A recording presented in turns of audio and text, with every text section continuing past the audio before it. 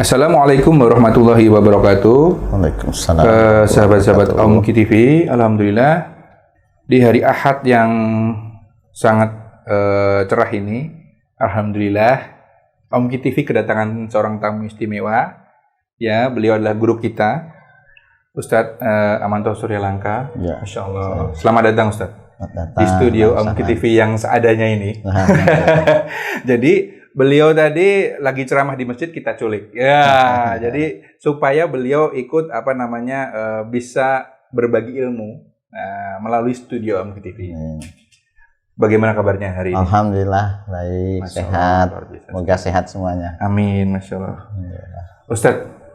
Ustadz kan jauh-jauh. Ini beliau dari Palangka, Masya Allah. Jauh-jauh dari Palangka nih masih fit, masih semangat Ustadz. Alhamdulillah. Masya Allah, luar biasa sekali. Nah, hari ini kita ingin berbicara hal terkait mungkin yang baru-baru ini viral nih Ustadz. Dan kemudian sedikit berbarengan dengan kita memasuki tahun baru 1 Muharram 1444 Hijriah gitu ya.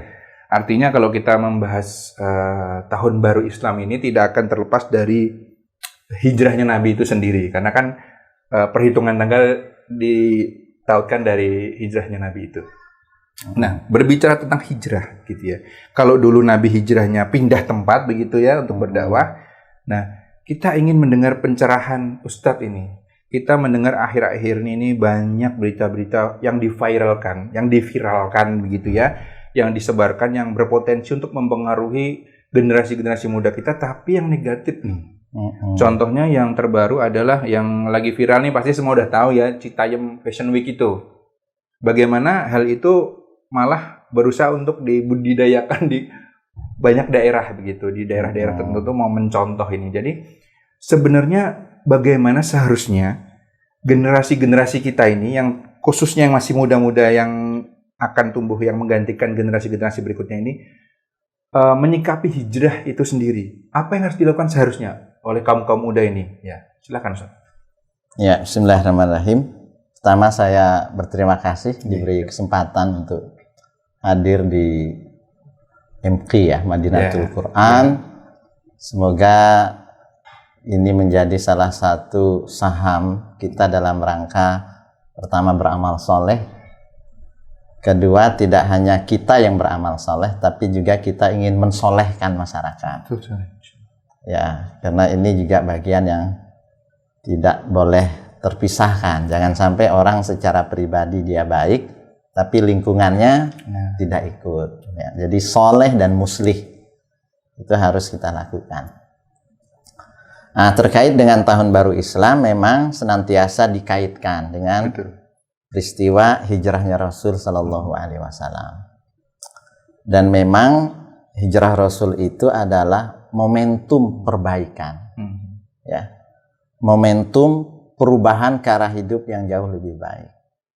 Ya, hijrah itu solusi bagi persoalan yang dihadapi oleh umat pada masa itu, dan sesungguhnya ini juga solusi bagi kemanusiaan. Kepindahan Mas Adi dari Jawa ke Banjarmasin itu kan hijrah. Betul sekali. Kan begitu. Ada Ustadz Muhammad Nasir dari Jawa pindah ke Banjarmasin. Itu kan hijrah. Betul sekali. Nah, ternyata hijrah pun pada saat sekarang, konteks sekalipun fisik ini ya, ada juga yang bermuatan solusi. Betul. Nah, karena itu dulu Imam Syafi'i juga punya syair, ya safir katanya. Kalian itu wahai masyarakat safar kalian, banyak safar. Ya, karena dalam safar itu banyak faedahnya.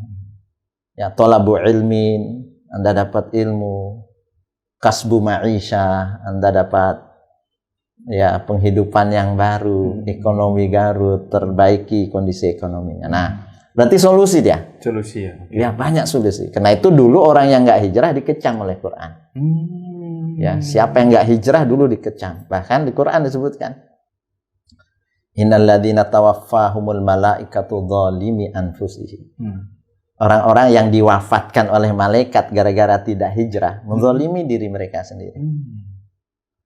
Nah, lalu malaikat tanya, qalu fima kuntum? Ngapain? Kalian kok nggak hijrah? Lalu dijawab oleh mereka, kunna mustad'afina fil. Kami orang-orang mustad'af, orang-orang lemah di muka bumi. Lalu kata malaikat, alam takun ardullahi wasi'ah fatuhajiru fiha. Dunia ini begitu luas. Kenapa Anda nggak hijrah saja? Nah, jadi maksud saya, hijrah itu solusi, banyak hal yang bisa kita dapatkan. Tidak hanya konteks dulu, tapi juga konteks masa sekarang. Ya. Bahkan ada wali kota Banjarmasin gitu ya, hijrah dia dari kampung halamannya ke kota Banjarmasin, dia mendapatkan sesuatu hal. Nah, jadi konteksnya perbaikan. Ada hal yang tidak baik gitu ya, itu justru harus kita hindari. Nah, jadi konteks hijrah itu ada dua dimensinya. Mencari sesuatu yang baik, meninggalkan sesuatu yang buruk. Orang hijrah itu pasti itu dia. Ada yang dia kejar, ada yang raih, dan ada hal buruk yang dia tinggalkan. Nah, karena itulah terkait dengan tadi fashion dan seterusnya, apapun namanya, di mana tempatnya. Memang godaan anak-anak muda pada saat sekarang ini sebagian mengamati dalam banyak hal. Di antaranya fun, ya, kesenangan, seni, gitu ya. Yang kemudian menina bobokkan, membuat mereka lalai sholat misalkan. Nah, kemudian fashion, itu juga, gitu ya, membuat orang bisa dilalaikan. Ya. Nah, oleh karena itulah, sekali lagi saya mengembalikan ini kepada Quran. Quran dalam surah An-Nisa ayat 9, Allah berfirman, wal yakhshal ladzina law taraku min khalfihim dzurriyyatan di'afa khafu 'alaihim falyattaqullaha wal yaqulu qawlan sadida. Hendaklah kita merasa takut meninggalkan generasi-generasi yang lemah. Nah, jadi Quran sendiri bilang, khawatirlah kalian akan meninggalkan dzurriyyatan di'afa, dzurriyyat yang lemah. Yang kita takutkan apa yang terjadi pada masa depan mereka. Semuanya harus bertakwa kepada Allah dan berkatalah dengan perkataan yang benar, perkataan yang jujur.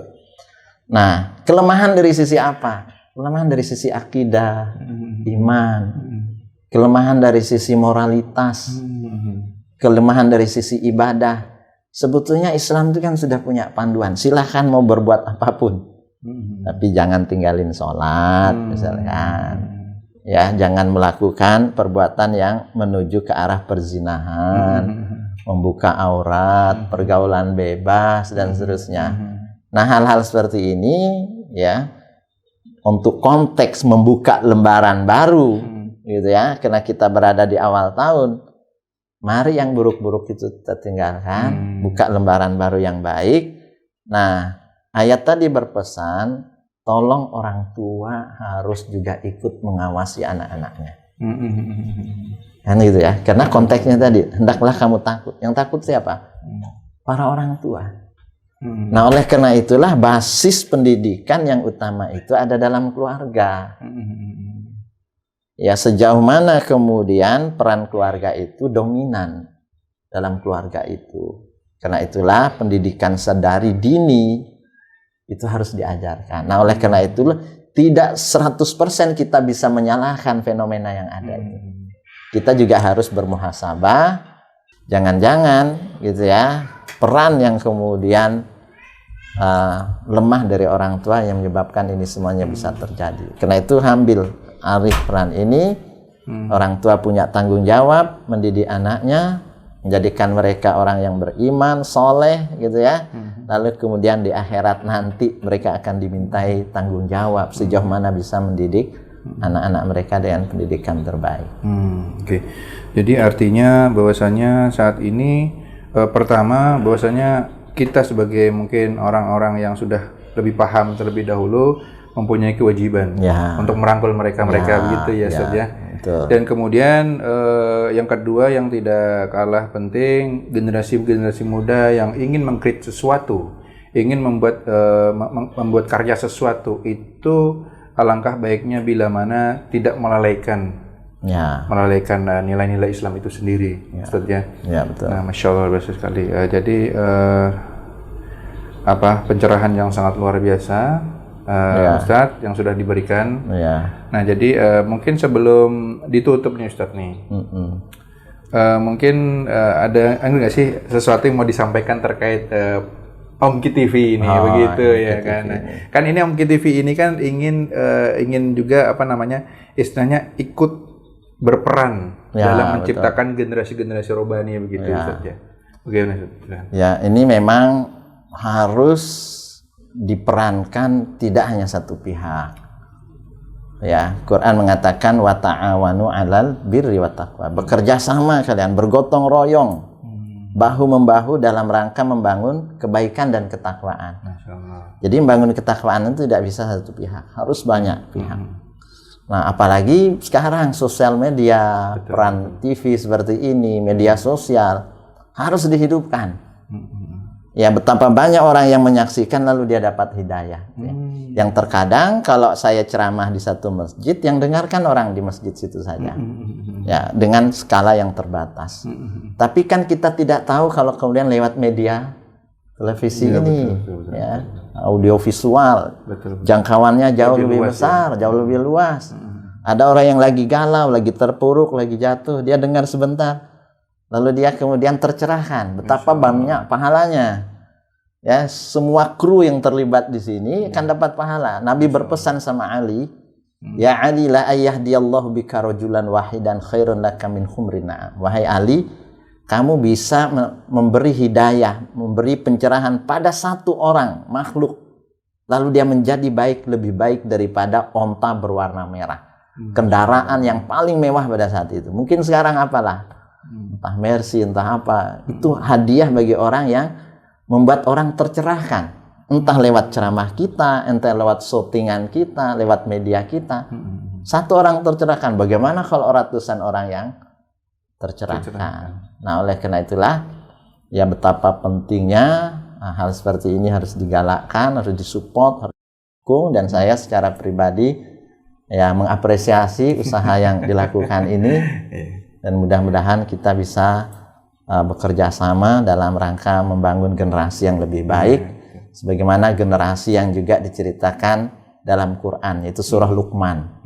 Luqman ini bukan nabi, bukan wali, dia hanya seorang laki-laki biasa. Disebutkan dia ini hanya sekedar tukang kayu dia.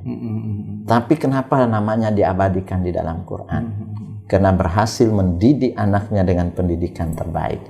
Nah, karena itu pesan yang terkait dengan tadi fashion dan seterusnya, di antara nasihat Luqman kepada anaknya, ya bunaya aqimis shalah. Wahai anakku, tegakkan sholat apapun kondisinya. Wa'mur bil ma'ruf wanha 'anil munkar. Nah, laksanakan amar ma'ruf dan nahi munkar. Coba. Orang tua menitipkan pesan kepada anaknya untuk bisa melaksanakan amar ma'ruf nahi munkar, bukan lagi tugas abahnya. Ya, nah apakah anak-anak kita saat sekarang ini bisa melakukan itu?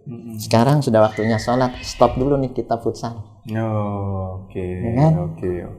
Bisa nggak anak kita? Nah, itu peran orang tua untuk mengenalkan terlebih dahulu mana yang ma'ruf, mana yang mungkar, kan begitu? Dia harus tahu dulu sehingga kemudian dia bisa nyuruh kawan-kawan sebayanya.